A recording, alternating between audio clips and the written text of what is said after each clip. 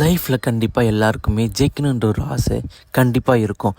But நாம் ஒரு சில பேரெல்லாம் பார்க்குறப்போ அவங்க எப்படி சீக்கிரமாகவே சக்ஸஸ் அடைஞ்சாங்க, அவங்களோட சக்ஸஸ் சீக்ரெட் என்ன, ஏன் என்னோடய வாழ்க்கை மட்டும் இன்னும் இப்படியே இருக்குது, நான் நினச்ச விஷயங்களை என்னால் செய்யவும் முடியல, படிப்பில் என்னால் கான்சன்ட்ரேஷன் பண்ண முடியல, படிப்பில் அடுத்த லெவலுக்கு போக முடியல, என்னோடய ஜாபில் நான் அடுத்த லெவலுக்கு போகணுன்னு நினைக்கிறேன், அதுக்காக ஹார்ட் ஒர்க்லாம் பண்ணுறேன், பட் என்னால் அந்த இடத்தை அடையவே முடியல அப்படின்ற கேள்விகள் பல பேருக்கு இருந்துக்கிட்டே இருக்கும். ஸோ உங்களுக்கு இந்த கேள்விகள் இருக்குது அப்படின்னா கண்டிப்பாக நமக்கு தான் இந்த வீடியோ ஸ்கிப் பண்ணாமல் ஃபுல்லாக பாருங்கள். வாங்க கதைகளத்திற்கு போகலாம். வணக்கம் நண்பர்களே, நான் உங்கள் ஆர்டிஎஸ்.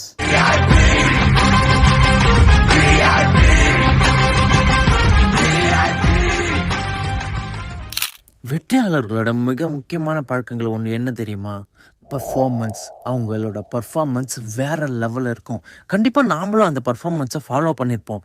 எப்பொழுதுனா அதை நம்மளோட வெற்றியை நோக்கி நம்ம பயணித்தோம் பார்த்தீங்களா, நம்மளோட கனவு நோக்கி ஸ்டார்ட் பண்ணோம் பார்த்தீங்களா, அந்த டைமில் நம்மளோட பர்ஃபார்மன்ஸோட லெவல் வேறு லெவலில் இருக்கும். எஸ், அந்த டைமில் ஒரு 1 வீக் கூட வச்சுக்கோங்களேன், அந்த டைமில் நம்ம பர்ஃபார்மன்ஸ் எப்படி தான் இருக்கும், சும்மா இறங்கி அடிச்சுன்னா யார் எதுக்கு வர முடியாத அளவுக்கு இருக்கும்.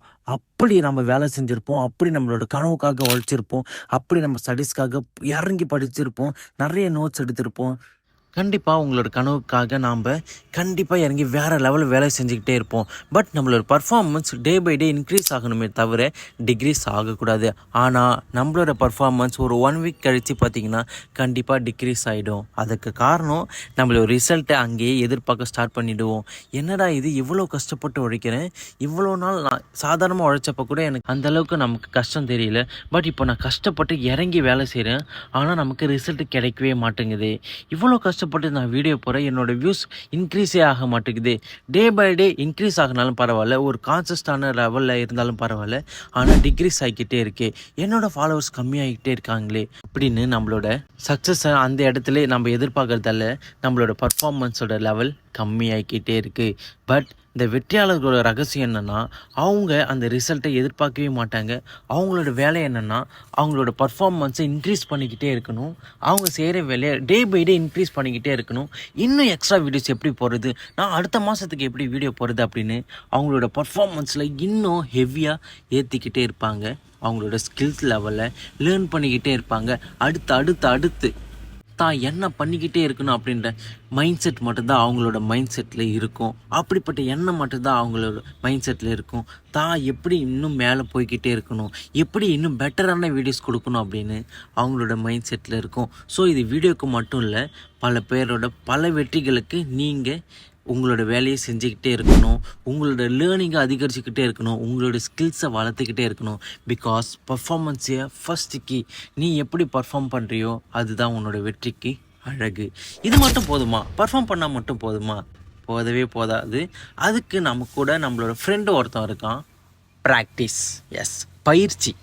பர்ஃபார்மன்ஸ் பண்ணால் மட்டும் போதாது, அந்த பர்ஃபார்மன்ஸை சரியாக பர்ஃபார்மன்ஸ் பண்ண இந்த ப்ராக்டிஸ் தேவைப்படும். Practice make a success. Yes, ஒரு அழகான பயிற்சி, தொடர் பயிற்சி, ஒரு கன்சிஸ்டன்சியான பயிற்சி தான் உன்னோட சிறந்த வெற்றியாளன் ஆக்கிறதுக்கு ஒரு மிக முக்கியமான காரணமாக இருக்கும். ஸோ உன்னோட பயிற்சி எப்படி இருக்கணும்னா, என்ன தோக்கடிக்க முடியாதில்ல, எத்தனை தோல்வி வந்தாலும் நான் திரும்ப மீண்டு எழுந்து வருவோன்டா அப்படின்னு உன்னோட பயிற்சி இருந்துக்கிட்டே இருக்கணும்.